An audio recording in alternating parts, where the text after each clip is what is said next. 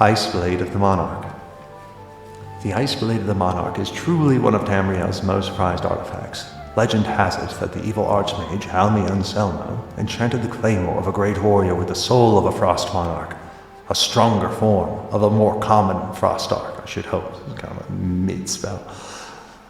The warrior, Thugnar Asi, was to play a part in the assassination of a great king in a far-off land and become the new leader.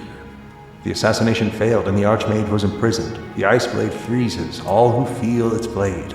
The blade circulates from owner to owner, maybe causing them to not circulate, if you know what I mean. Never settling in one place for long. Oh, a short one. Oh my god.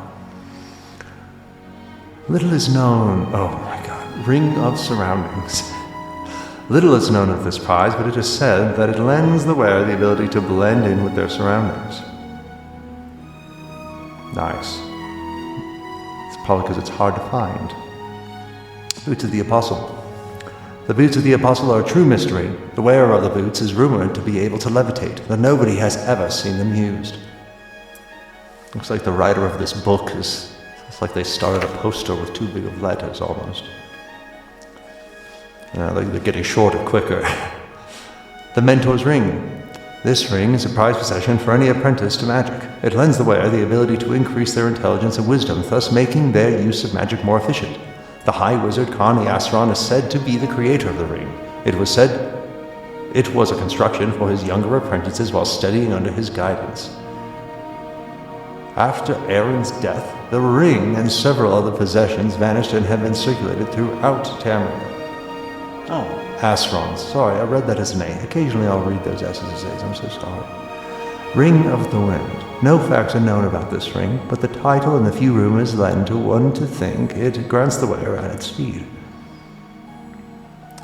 Vampiric Ring. One of the more deadly and rare artifacts in Tamriel is the Vampiric Ring.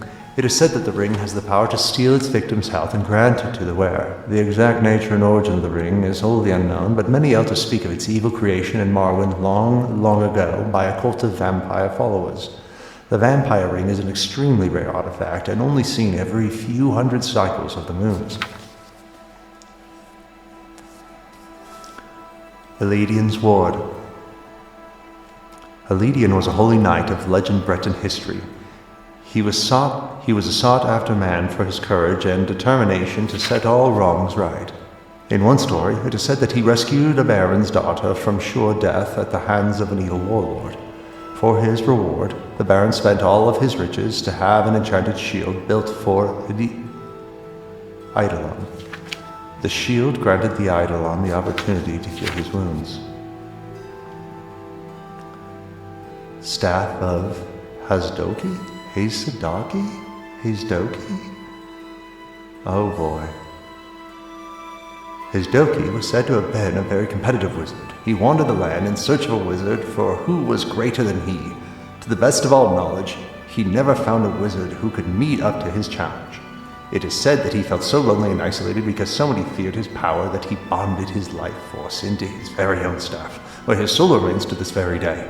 Magic users all over Tamriel have been searching for this magical staff, granting its wielder a protection of magicka. It is sure prize for any magic user. The Bloodworm Helm. The King of Worms was said to have left behind one of his prized possessions, the Bloodworm Helm. The helm is a construct of magically formed bone. The helm allowed the user to summon skeletons and control the undead. It would be a prized artifact to a necromancer. Dragon Bone Mail.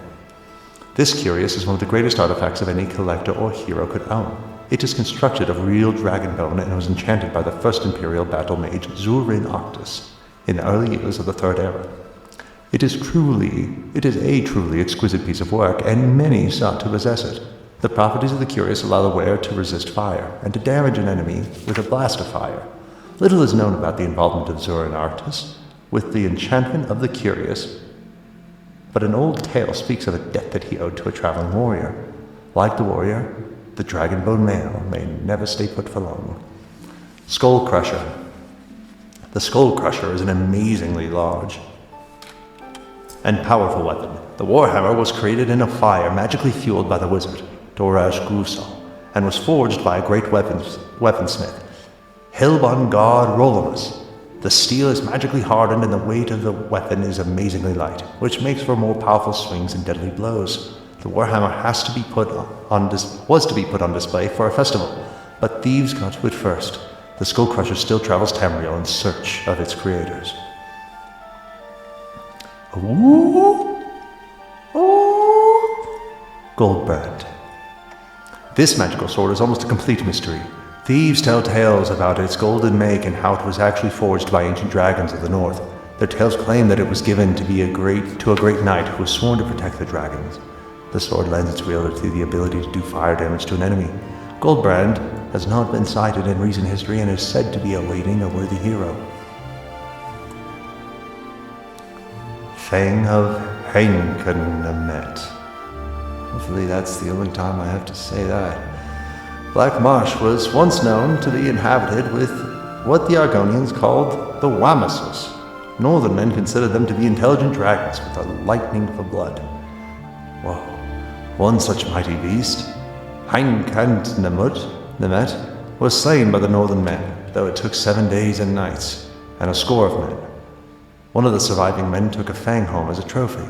The fang was carved down into a blade and fashioned into a small dagger.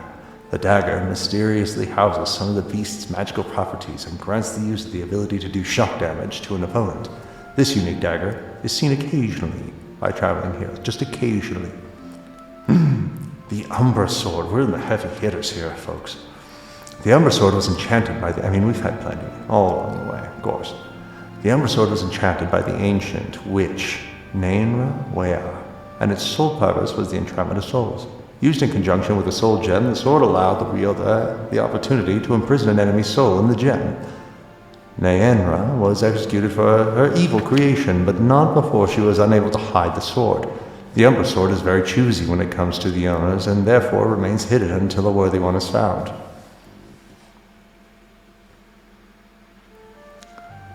Den Stagma's Ring. All that is known of this ring is that it may grant the user protection from certain elements. Even the name Den Stagma is a mystery.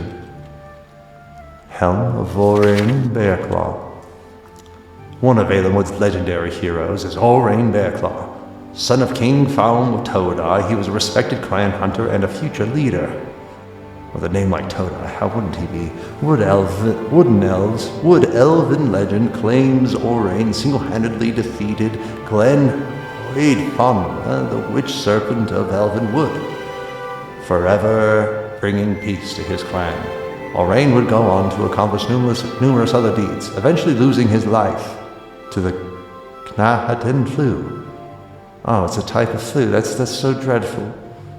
It's Knahaten. That's the sound you make when you use it. It's like a Knahaten flu. His helm stood as a monument to his statue for future generations to remember. The helm was lost eventually as the clan split, and is now a treasured artifact for adventurers. The helm of Orain Bearclaw is rumored to improve the wearer's agility and endurance. The Daedric Crescent Blade.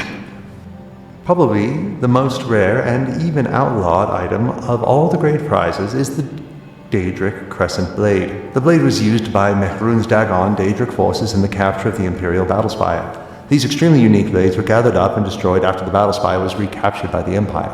All but one, it seems. Though the Empire believes all of them to be destroyed, it is rumored that one still remains in existence somewhere in Tamriel, though none have ever seen it. The blade lends its wielder the ability to do great damage to an enemy and allows him to paralyze and put heavy wear on his enemy's armor.